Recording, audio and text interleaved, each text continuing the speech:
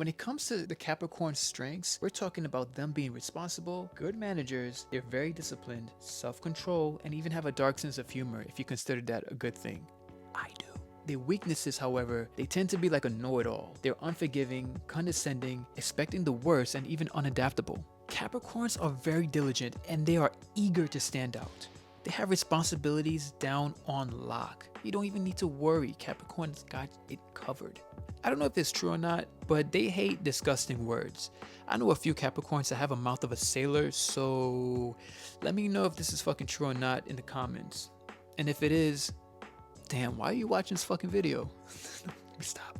They lose interest in almost everything at some point.